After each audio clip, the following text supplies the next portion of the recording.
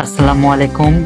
এটা হচ্ছে দাখিল দশম শ্রেণীর গণিত গণিত প্রশ্নের এমসিকিউ। এটা হচ্ছে আলফাতা। আমি এখন এমসিকিউ এর সমাধান দিতেছি। এটা হচ্ছে 1 নাম্বার। এখানে 1 নাম্বারে আছে m ইকুয়াল টু 4 5 মানে 4 5 এবং n ইকুয়াল টু 5 9 হলে power of m intersection n এর সদস্য সংখ্যা কয়টি? এখানে অবশ্যই 2টি হবে, কারণ এখানে শুধু 5 মিলে এবং 5 আর 5 আর ফাঁকা সেট, 5 এবং ফাঁকা সেটের উপাদান সংখ্যা, তার মানে 1-এর সঠিক উত্তর খ। এরপরে 2 নম্বরে আছে p ইকুয়াল টু 2 3 4 5 এবং q ইকুয়াল টু 1 3 5 7 হলে p union q equal to 1 3 1 2 3 4 5 7, এটা সঠিক। এবং 2 নম্বরে দেওয়া আছে p intersection q equal to 3 5, এখানে শুধু 3 এবং 5 মিলে, এটাও সঠিক। এবং p minus q equal to, এটা সঠিক না, তার মানে 2 নম্বরের সঠিক হচ্ছে ক নাম্বার, এখানে ক নাম্বার। 3 নম্বরে দেওয়া আছে যে a ইকুয়াল টু ফাঁকা সেট এবং b ইকুয়াল টু 1 হলে a ইউনিয়ন b সেটটা কি? এখানে অবশ্যই 1 হবে।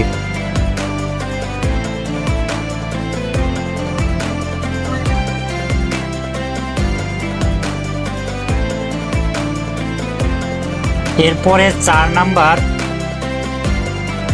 f of x equal to x square minus 5x plus 6 এবং f of x equal to 0 হলে x ইকুয়াল টু কত? এখানে x ইকুয়াল টু 2 এবং 3 হবে।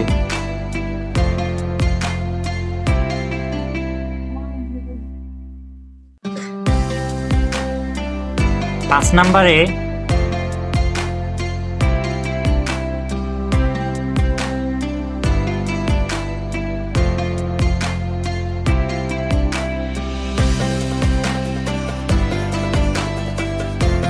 এখানে 5 নম্বরে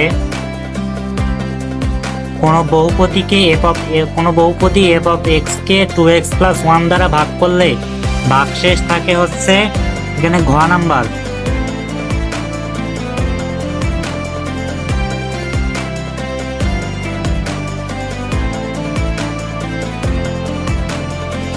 এখানে 7 নাম্বার, নিচে তথ্যের ভিত্তিতে 7 এবং 8 নং প্রশ্নের উত্তর দাও। এটা হচ্ছে 7 নাম্বার এবং এটা হচ্ছে 8 নাম্বার। 7 নাম্বার এখানে বলা আছে a স্কোয়ার প্লাস b স্কোয়ারের মান কত? এখানে হবে গ নাম্বার 5/4। তোমরা a স্কোয়ার প্লাস b স্কোয়ারের সূত্র দিয়ে বের করতে পারো। তারপরে 8 নাম্বারে আছে aq প্লাস bq এর মান কত? এখানে aq প্লাস bq এর সূত্র বসাই দিলে এখানে ঘ নাম্বার আসবে। ঘ নাম্বার হচ্ছে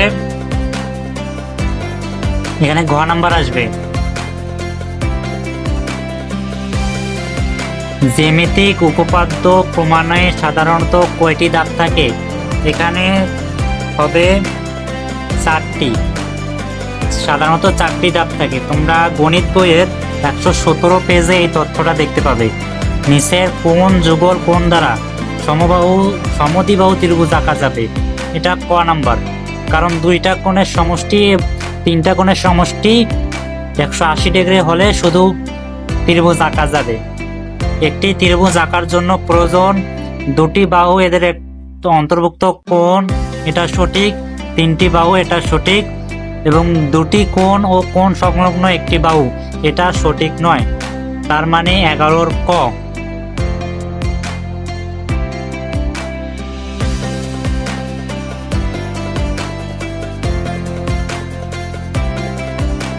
একটি সরলরেখা একটি বৃত্তকে সর্বাধিক কতটি বিন্দুতে ছেদ করতে পারবে? শুধুমাত্র একটি বিন্দুতে ছেদ করতে পারবে। এখানে চিত্রে দেওয়া আছে কোণ এ ও A B equal to 40 degree হলে কোণ এ ও বি এর মান কত?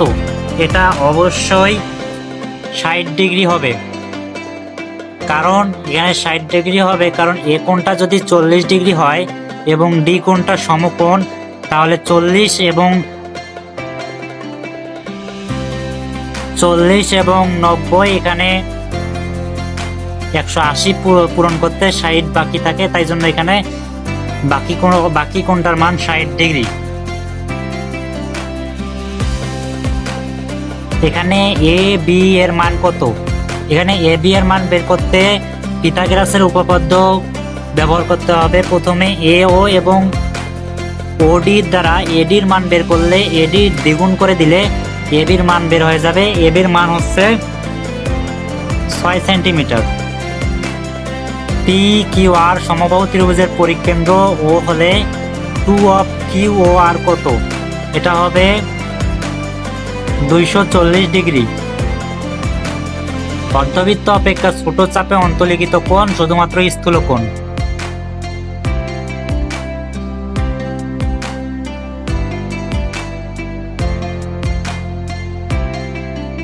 সতেরো নম্বরে ও কেন্দ্র বিশিষ্ট বৃত্তে, এখানে ও কেন্দ্র বিশিষ্ট বৃত্তে পি ও আর কোণটি পি এস আর চাপের উপর দণ্ডায়মান, তার মানে এই কোণটি এই চাপের উপর দণ্ডায়মান,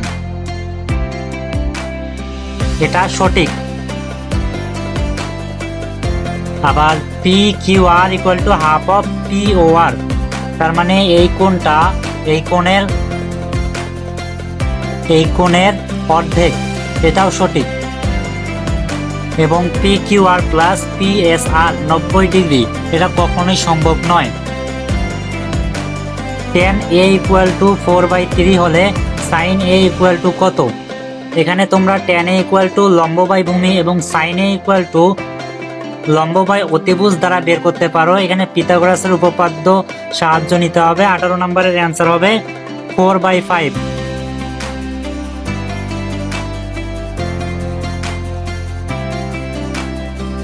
19 নম্বরে যদি tan a ইকুয়াল টু 4/3 হয় তাহলে √1 - sin square a by sin square a equal to কত? এটা হুবহু গণিত বইয়ের অনুশীলনী প্রশ্ন থেকে এসেছে। এখানে 19 নম্বর হবে 3/4। নিচের চিত্রের আলোকে 20 ও 21 নং প্রশ্নের উত্তর দাও। এখানে tan y এর মান কত? tan y এর মান এখানে লম্ব বাই ভূমি, তার মানে √3।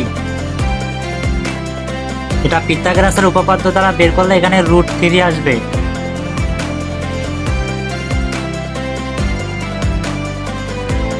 sin y square minus tan square x, এখানে দুইটা কোণের মান বের করতে হবে। এটা হয় অনেক বড় একটা, এটা একটু বড় হবে। 21 নাম্বার হচ্ছে 5/12, মানে 5/12। একটি ত্রিভুজের দুটি বাহুর দৈর্ঘ্য যথাক্রমে 10 সেন্টিমিটার এবং 12 সেন্টিমিটার, এদের অন্তর্ভুক্ত কোণ 30 ডিগ্রি হলে এর ক্ষেত্রফল কত? এটা তোমরা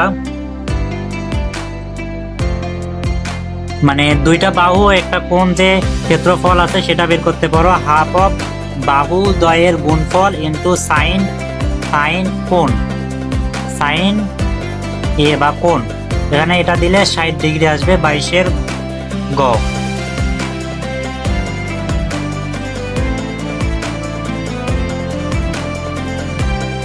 23 একটি ত্রিভুজের তিনটি বাহু 5 সেন্টিমিটার, 7 সেন্টিমিটার, 6 সেন্টিমিটার হলে একটি বিষমবাহু ত্রিভুজ, কারণ তিনটে আলাদা। এর অর্ধ পরিসীমা 9, এটাও সঠিক। এর ক্ষেত্রফল 14.7 বর্গ সেন্টিমিটার। এর ক্ষেত্রফল বের করার সূত্র হচ্ছে √s into s minus a s minus b s minus c,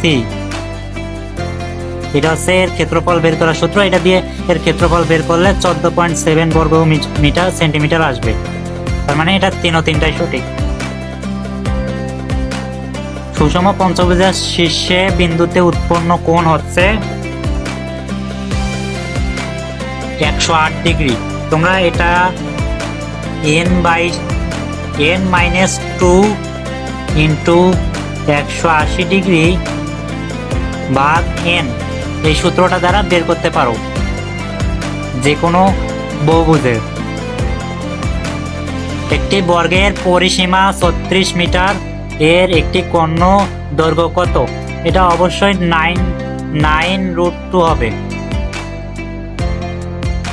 কারণ এখানে 9√2 হবে। নিচের কোণটি অবিচ্ছিন্ন চলক। অবিচ্ছিন্ন চলক মানে যেটাকে আলাদা করা যায় না।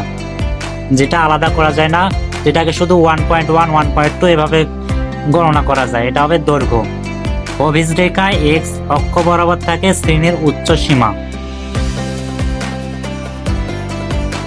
যদি L equal to 48, FC equal to 31, FM equal to 25, H equal to 6 এবং এন ইকুয়াল টু 72 এ হলে এর মধ্যক কত? আমরা জানি মধ্যক নির্ণয়ের সূত্র হচ্ছে L plus N by two minus FC into H by FM. এই সূত্র দিয়ে বের করলে 28.2 আসে। এখানে প্রচুরক শ্রেণী হচ্ছে এইটা 11 এবং 40-এর যোগফল থেকে 2 ভাগ করলে এটা হবে খ নাম্বার 12.5। চতুর্থ শ্রেণীর ধাপ বিচ্যুতি কত? আসলে এই প্রশ্নটা ভুল। কোনো নির্দিষ্ট সংখ্যক ধাপ বিচ্যুতি বের করা যায় না, এটা ভুল। শুধুমাত্র শ্রেণী ব্যক্তি থেকে ধাপ বিচ্যুতি বের করা যায়। তোমরা পরীক্ষায় ছাত্রদের বলতে পারো যে এই প্রশ্নটা ভুল।